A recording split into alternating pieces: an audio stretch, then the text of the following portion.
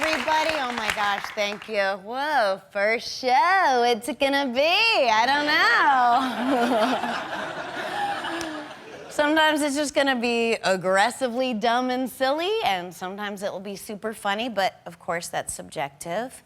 And sometimes it's gonna be totally earnest, and you'll go into it expecting it to be funny, and you'll be like, and then you'll be like, oh. That's why I want to manage your expectations, because when we don't know what to expect, our brains naturally kind of like fill that gap with something. And you all are f***ier writers than me. So you're going to imagine something and you'll get tied to whatever thing you're imagining, and it's not going to be that.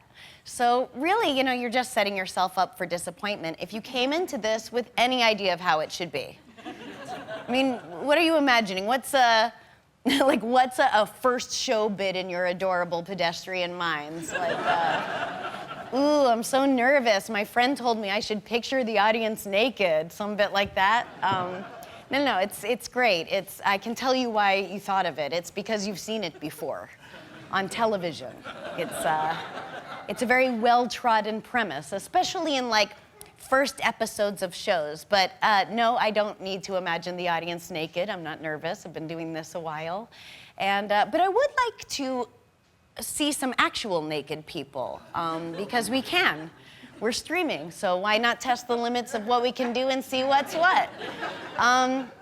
So I brought in a couple naked people. Hi. Yeah.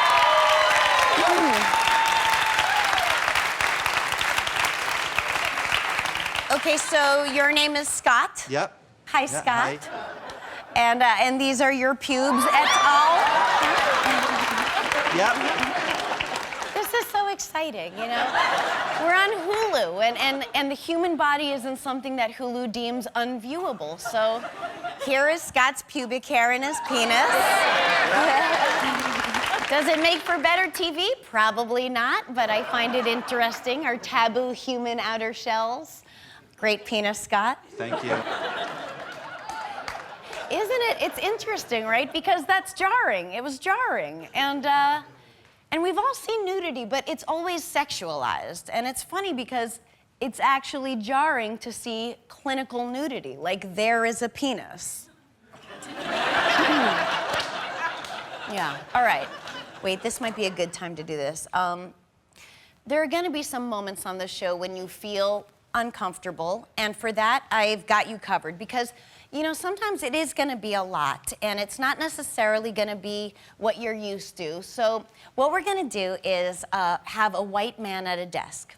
Just your average run-of-the-mill late-night talk show host to go to whenever things get a little uncomfortable.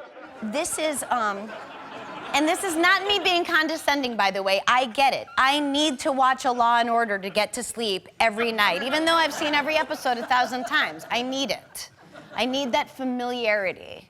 I cannot fall asleep unless it's to the gentle tones of softcore murder ripped from the headlines of 1993. I can't.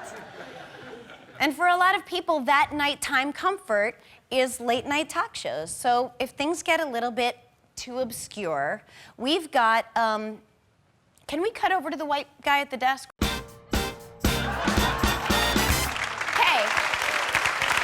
So this is Mather, and whenever things veer off the beaten path, all we have to do is just cut over to Mather, and he will bring us back to the relatable comfort of familiarity. Isn't that right, Mather? That's right, Sarah. We've got a great show coming up tonight. We've got Sarah visiting a family in Louisiana and an interview with Megan Phelps Roper. Big show. That is right. Okay, so where were we? Oh, Stella, hi. Okay, so you are Stella. Hi, Stella. Hi, Sarah. And, of course, these are your boobs. Fun. Yes. I feel like we should censor something, right? Like, something should be taboo, like hands. Hands are filthy. We don't know where hands have been. Show me those dirty digits, Stella. Oh, God, gross. Blur those things out. Yeah. Gross. Fingers go into butts. Ugh. No, it never goes into butts? Tits.